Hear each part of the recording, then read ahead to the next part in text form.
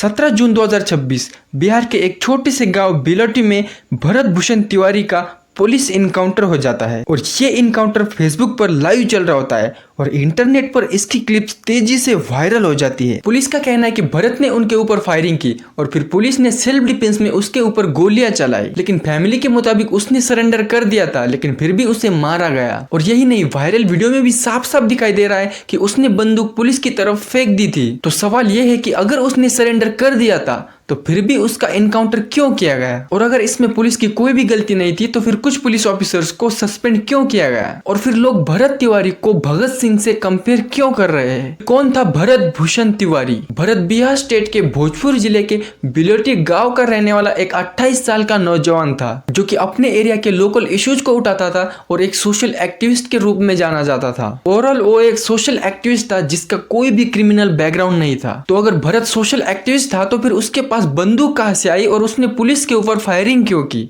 तो इसका जवाब है कि उसके गांव में बाढ़ आई थी तो उसके रिलेटेड कुछ इश्यू था, लेकिन बहुत ट्राई करने के बाद भी भरत की बात कोई सुनने के लिए तैयार नहीं था और फिर सिस्टम और एडमिनिस्ट्रेशन की नाकामी की वजह से भरत को उनके ऊपर गुस्सा आ गया था और वो दिन ब दिन एग्रेसिव होता जा रहा था। और फिर इसी सोशल एक्टिविज्म की वजह से और एग्रेसिवनेस की वजह से भरत सबके नजर में आ गया था और उसको लग रहा था ये काम तो नहीं करेंगे, उल्टा उसी को मार देंगे। और फिर भरत को लगा कि उसकी जान को खतरा है, इसीलिए उसने अपने गले का लॉकेट या फिर चेन बेचकर एक कट्टा खरीद लिया। और फिर पुलिस ने सोशल मीडिया पर उसका हथियार देख लिया और फिर पुलिस उसके घर पर पहुंच गई और उससे बातचीत भी की। लेकिन फिर 17 जून को शाहपुर एरिया में पुलिस और एसटीएफ ने मिलकर उसे अरेस्ट करने के लिए ऑपरेशन स्टार्ट कर दिया और फिर भरत और पुलिस आमने सामने होते हैं। और एनकाउंटर के दिन भी भरत फेसबुक लाइव करता है। वीडियो में ये भी दिखता है कि भरत पुलिस के ऊपर फायर भी करता है और फिर भरत को पुलिस चारों ओर से घेर लेती है, लेकिन भरत अपने अरेस्ट के वक्त भी अपनी मांगे बता रहा होता है। मेरा यही मांग है कि समाज में और ये पूरे देश में आज के बाद कोई भी नेता, मंत्री, विधायक, कोई भी अधिकारी समाज के साथ खिलवाड़ नहीं करेगा, झूठा वादा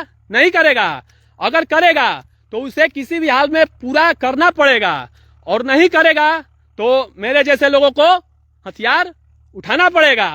और दूसरी बात यह है कि हमारे समाज और देश में जो भी जहां भी जो कार्य होना चाहिए, हर गांव, हर मोहल्ले, हर शहर, हर कस्बे के लिए सामाजिक काम, विकास का कार्य, जिससे हमारा देश आगे बढ़े, उन सभी कार्यों को बिना किसी लापरवाही के साथ, बिना भ्रष्टाचार के साथ और बिना किसी कुछ भी गलत कार्य के साथ अच्छे से किया जाए। कि अभी इन लोगों के द्वारा बोला गया है कि आपकी सारी मांगे जो समाज और देश के लिए है वो पूरी की जाएगी। तो जब ऐसा बात है कि मांगी पूरी की जाएंगी तो मुझे शस्त्र नीचे डालने में कोई समस्या नहीं है। और वो वीडियो में कहता भी है कि अगर उसकी मांगे पूरी की जाए तो फिर वो हथियार डाल देगा और सरेंडर कर देगा। और उस वक्त पुलिस भरत की बात मान लेती है और उसे हथियार फेंकने को कहती है। और फिर वीडियो में साफ साफ दिखाई देता है कि भरत ने उसकी बंदूक पुलिस की तरफ फेंक दी है। और फिर वीडियो यही कट हो जाती है और उसके कुछ घंटों बाद न्यूज आती है कि भरत का एनकाउंटर किया गया। लेकिन फिर सवाल उठता है, अगर उसने बंदूक फेंक दी थी, अपना हथियार डाल दिया था, फिर उसके बाद उसका एनकाउंटर क्यों किया गया? इसके जवाब में पुलिस अपनी सफाई देती है कि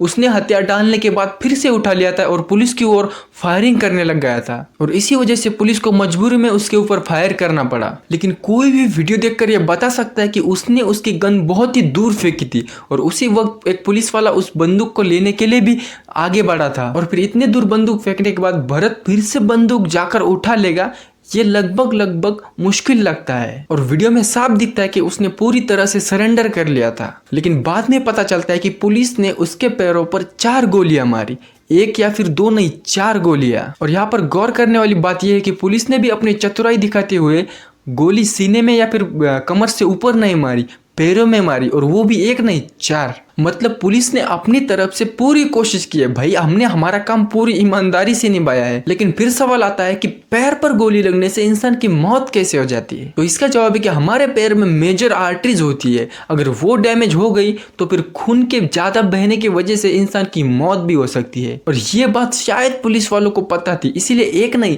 4 गोलियां मारी गई। लेकिन फिर भी इतना खून बह जाने तक पुलिस क्या कर रही थी? पुलिस भरत तिवारी को इस अस्पताल से उस अस्पताल तक घुमा रही थी। अगर मेजर आर्टरीज डैमेज हो गई और अगर इंसान जल्द से जल्द अस्पताल नहीं पहुंचता है तो फिर उसकी मौत होना तो तय है। और फिर सबसे आखिर में पुलिस भरत को पटना के हॉस्पिटल में लेकर जाती है, जहां पर उसकी डेथ हो जाती है। और फिर भरत के डेथ के बाद गांव में प्रोटेस्ट होता है और ये न्यूज वायरल हो जाती है और अपोजिशन के साथ साथ कुछ बीजेपी लीडर्स भी जांच की मांग करते हैं और फिर इसके बाद एसएचओ के साथ साथ कुछ पुलिस ऑफिसर्स को सस्पेंड किया जाता है और फिर ये नेशनल न्यूज बन जाती है। इसके बाद मामला सुप्रीम कोर्ट तक पहुंच जाता है और सीबीआई जांच की मांग की जाती है, लेकिन सुप्रीम कोर्ट तुरंत हियरिंग से मना कर देता है और अब इसकी लीगल प्रोसीडिंग्स चालू है। लेकिन यहाँ पर गलती भरत की है, क्योंकि भरत को शायद पता नहीं था कि इंडिया में सोशल इश्यूज को और सोशल एक्टिविस्ट को कैसे दबाया जाता है। ऐसे ही तुम सरकार से सवाल नहीं कर सकते, ऐसे ही तुम सोशल इश्यूज को नहीं एड्रेस कर सकते। ये इंडिया है, यहाँ पर आवाज उठाने वाले की आवाज दबा दी जाती है